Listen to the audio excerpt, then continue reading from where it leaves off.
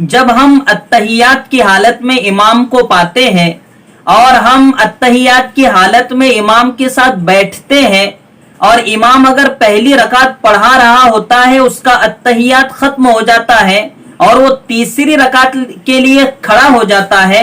تو جو پیچھے آنے والا مقتدی ہوتا ہے وہ بھی فوراً امام کے ساتھ کھڑا ہو جاتا ہے، اتحیات وہ نہیں پڑھتا ہے۔ اسی طرح اگر چوتھی رکعت میں مقتدی شامل ہوتا ہے، امام چوتھی رکعت کا سلام پھیرنے والا ہوتا ہے اور مقتدی اس میں نماز میں شریک ہوتا ہے اور نماز اس کی اتحیات ختم نہیں ہو پاتی اور امام سلام پھیرتا ہے، تو وہ اتحیات ختم کیے بغیر ہی، اتحیات پڑھے بغیر ہی کھڑے ہو جاتا ہے۔ یہ عام طور سے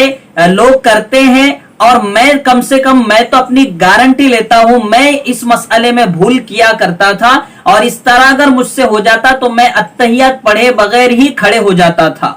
تو دوستو اس مسئلے کو دھیان سے سنیے گا اور امانت داری کے ساتھ، دین اسلام کی ایک خاص چیز نماز دین کا ستون ہے، اس کی اہمیت کو دیکھتے ہوئے اس ویڈیو کو زیادہ سے زیادہ شیئر کیجئے گا۔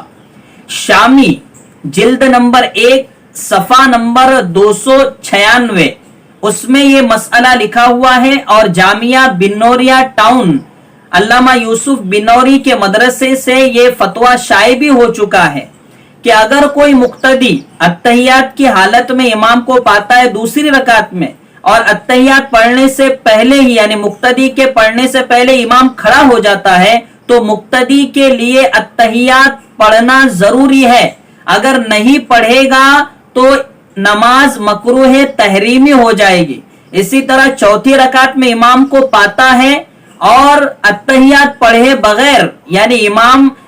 دعائے معصورہ پڑھ رہا ہے اور یہ شامل ہوا ہے، امام نے سلام پھیر دیا، اس کا اتحیات ختم نہیں ہوا اور یہ کھڑا ہو جاتا ہے بغیر اتحیات کے ختم کیے، تو پھر یہ بھی مکروہ تحریمی نماز ہوگی۔ اس لیے دوسری رکعت ہو یا چوتھی رکعت ہو، مقتدی کو اتحیات پوری پڑھنا ہے، اس کے بعد ہی امام کے ساتھ تیسری رکعت میں یا تو سلام پھیرنے کے بعد پھر اتحیات ختم کرنے کے بعد کھڑا ہونا ہے۔ ناظرین، آپ امانت داری کے ساتھ اس مسئلے کو زیادہ سے زیادہ شیئر کیجئے، اس میں ابتلا عام ہے اور نماز روزانہ ہمیں پڑھنی پڑتی ہے اور یہ مسئلہ بہت خاص ہے، اس لیے زیادہ سے زیادہ اس ویڈیو کو شیئر کیجئے۔